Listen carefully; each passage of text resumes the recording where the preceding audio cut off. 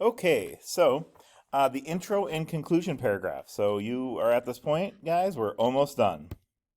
All right, warning. Do not write your introduction until you are finished with your body paragraph, and I'm going to show you why.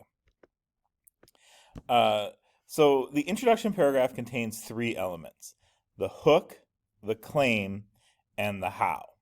Okay, so be sure to write that down. I'll give you a second. Hook, claim, how. The hook. The hook should hook the reader and make them want to read your paper. Think about a fish getting hooked by a hook. It can be a famous quote, a question, or a thought-provoking statement. Now, Synergy Quantum Academy pays me to read your papers, so don't worry, I will be reading your papers in their entirety. But the idea of a hook sentence is to hook the reader and get them to want to read your paper. So the idea is you should give them something to go, this is an interesting paper. Let me read more about this.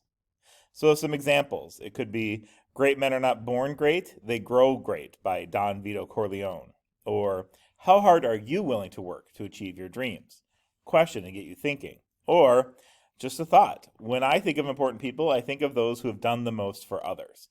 The idea being is that this sentence brings you into the paper and brings you into what you're going to be discussing. Okay? The claim. If you've completed your body paragraph, I have to assume you've done your claim. If not, I'm not sure what you've been doing.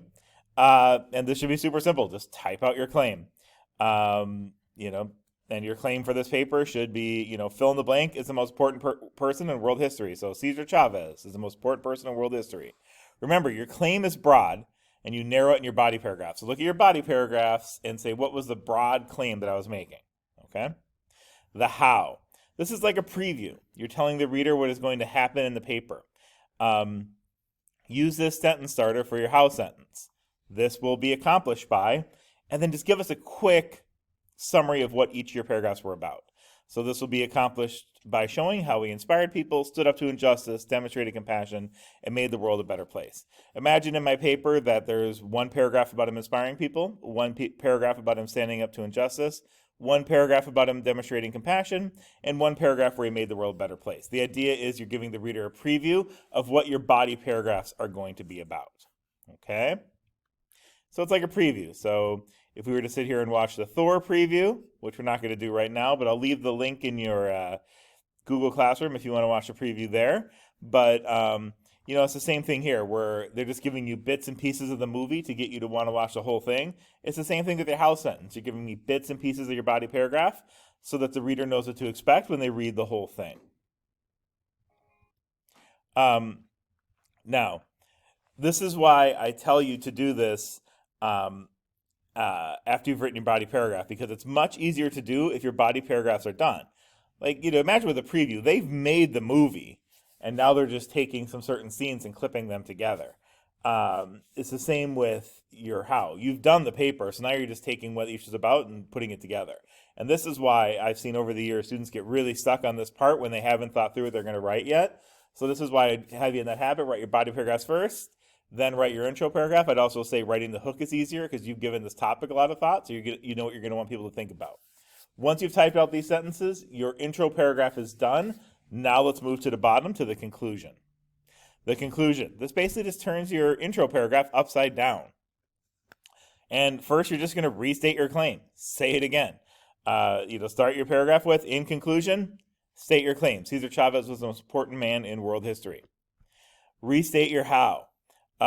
Instead of saying this will be accomplished by, instead of showing the preview, say this was accomplished by. Think maybe when you're watching a TV show or a movie and they give you a recap of what happened in the last episode or in the last movie. So same here, you're just giving a quick recap. This is what the paper did. And it reminds the reader like, oh yeah, you did talk about that, didn't you? Honestly, this one you could copy and paste a sentence from your intro paragraph and just change will be to was, and you'll be absolutely fine. But do be sure you do this. And then give a closing thought. All right, you've done all this work. You've done all this research. You've written an annotated bibliography. You've written all your body paragraphs. You're writing your conclusion paragraph. You've been on this topic now for weeks. Close this out.